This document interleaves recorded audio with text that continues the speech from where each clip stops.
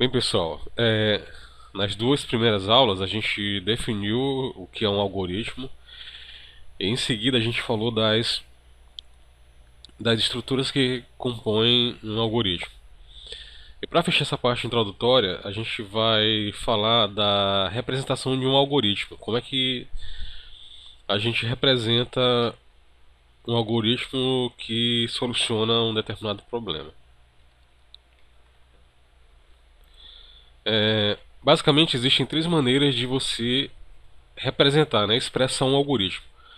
A primeira forma é a descrição em linguagem corrente mesmo, como se você tivesse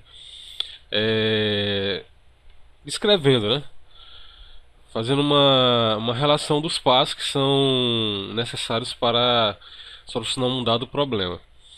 Então, aqui a gente tem um algoritmo de cálculo de média. A gente definiu 4 passos para que seja solucionado essa situação, esse cálculo, né, esse problema. E o primeiro passo diz o seguinte: receba a primeira nota da disciplina, né? Obviamente. O segundo passo, receber a segunda nota da disciplina.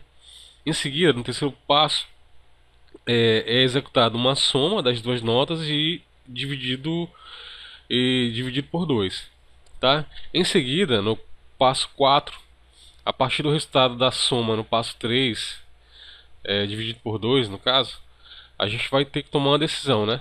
Se essa média for igual a 7, então vai ser exibida a mensagem de aprovado, e caso essa média seja menor que 7, é exibida a mensagem de reprovado.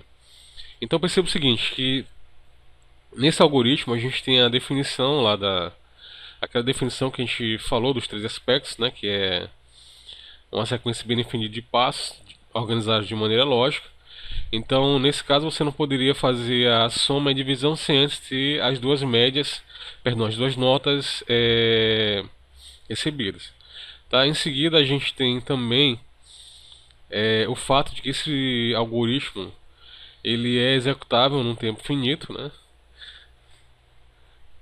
E o terceiro e último aspecto, ele ele deve consumir a menor quantidade de recursos possível. No caso aqui é o tempo. E posteriormente a gente vai ver que a questão do desempenho, no caso da criação de algoritmos, está ligado ao consumo de processamento, ao menor consumo também de memória RAM.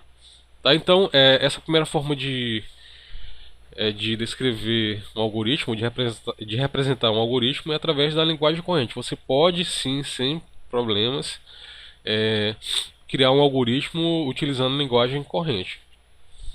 O segundo passo, perdão, a segunda forma é através de diagramas, né? No caso aqui a gente tem o fluxograma.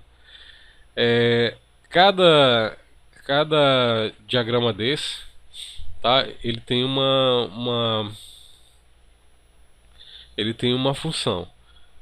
Então aqui está marcando o início, né? Em seguida é realizada a entrada de notas, faz-se o cálculo das médias, e seguindo o fluxo aqui do algoritmo, por meio do fluxograma, você esbarra numa tomada de decisão, tá certo? Se essa média for maior ou igual a 7, o fluxo segue pela esquerda e é exibido uma mensagem de aprovado até chegar no ponto de finalização do algoritmo. Se essa média for menor que 7, vai ser exibida, né, uma mensagem de reprovado, e em seguida é marcado o fim do algoritmo. Então perceba o seguinte: você pode, né, novamente representar por meio da descrição na nossa linguagem corrente, por meio de diagramas, né, os fluxogramas, e por meio de uma linguagem de programação. Nesse caso, a gente tem o mesmo algoritmo de cálculo de média representado ou escrito numa linguagem de programação. No caso aqui é C, tá certo? No caso específico do nosso curso, a gente vai utilizar uma pseudolinguagem de programação para escrever os nossos algoritmos. Tá? Essa pseudolinguagem é chamada de Portugal.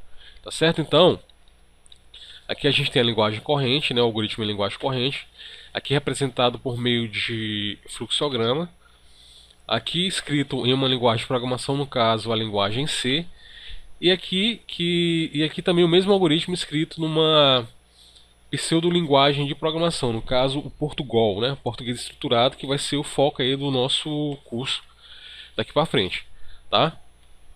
Então, beleza. Por hora é só. Não se preocupe ainda em saber como é que é escrito, né? Basta saber que você pode apresentar de três maneiras, sendo que aqui a gente vai utilizar no nosso curso é o Portugal, ok? As estruturas, as instruções, a gente vai ensinar ao longo do curso.